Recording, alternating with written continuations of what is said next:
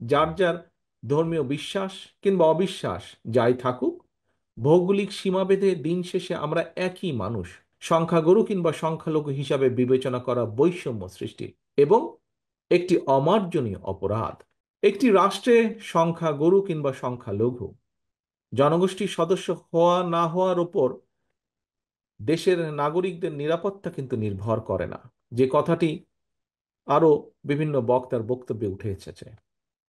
আমরা যদি পেছনের দিকে দেখি, দেখব পলাতক স্বৈরাচারের সময়ও কিন্তু বর্বর যে বন্দিশালা, আয়নাঘর, অন্ধকার প্রকোষ্ঠ, বছরের পর বছর সেখানে বিনা বিচারে বন্দী মানুষরাই কিন্তু এর সবচেয়ে বড় উদাহরণ। দেশে গণতন্ত্র এবং আইনের শাসন না থাকলে কথিত সংখ্যাগুরু কিংবা সংখ্যালঘু অর্থাৎ আপনি কিংবা আমি, আমরা কেউই কিন্তু নিরাপদ নই।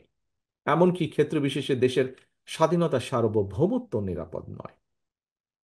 রাষ্ট্রে যদি গণতন্ত্র এবং আইনের শাসনই না, একমাত্র রাষ্ট্রে গণতন্ত্র এবং আইনের শাসনই নিশ্চয়তা দিতে পারে নাগরিকদের নিরাপত্তা।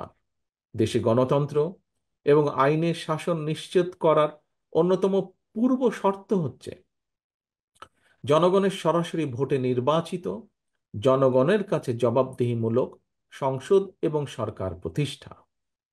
নির্বাচিত সরকারকে জনগণের প্রতি মুখাপেক্ষী করে দেওয়া গেলে দেশে গণতন্ত্র এবং আইনের শাসন টেকসই হয়ে ওঠে, যা গণতান্ত্রিক দেশগুলো যার সবচেয়ে বড় উদাহরণ।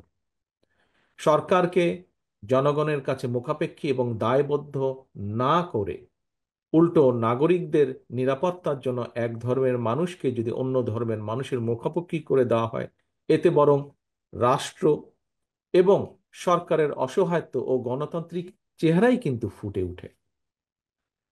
প্রিয় ভাই বোনেরা, আমি প্রায়শই আমার আলোচনায় একটি কথা বলে থাকি, সেটি হলো সংখ্যা লঘু কিংবা সংখ্যা গুরু, এইগুলো হচ্ছে একটি রাষ্ট্রে ধর্ম বর্ণ পরিচয়ের ভিত্তিতে নাগরিকদের বৈশিষ্ট্য বা সংখ্যা নির্ণয়ের জন্য একটি শব্দ মাত্র। খ্রিস্টান ধর্মে বিশ্বাসী আপনি কিংবা আপনারা যারা বাংলাদেশে অবস্থান করছেন, ধর্মীয় ভিত্তিতে, বিশ্বাসের ভিত্তিতে পরিসংখ্যানে আপনি এখন সংখ্যালঘু জনগোষ্ঠীর সদস্য। একইভাবে আমি এই মুহূর্তে ইংল্যান্ডে, এখানে আমি সংখ্যালঘু জনগোষ্ঠীর সদস্য।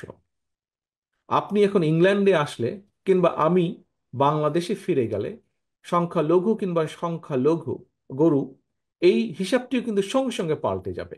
এর অর্থ আমাদের যার যার ধর্মীয় বিশ্বাস কিংবা অবিশ্বাস যাই থাকুক, ভৌগোলিক সীমাভেদে দিন শেষে আমরা একই মানুষ। কখনো আমরা কেউ সংখ্যালঘু, আবার কখনো আমরা কেউ সংখ্যাগুরু।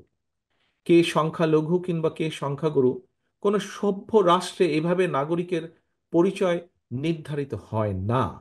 এ কারণেই আমি বলে থাকি, একটি আধুনিক রাষ্ট্র এবং সমাজে দেশের জনগোষ্ঠীকে সংখ্যাগুরু কিংবা সংখ্যালঘু হিসাবে বিবেচনা করা বৈষম্য সৃষ্টি এবং একটি অমার্জনীয় অপরাধ।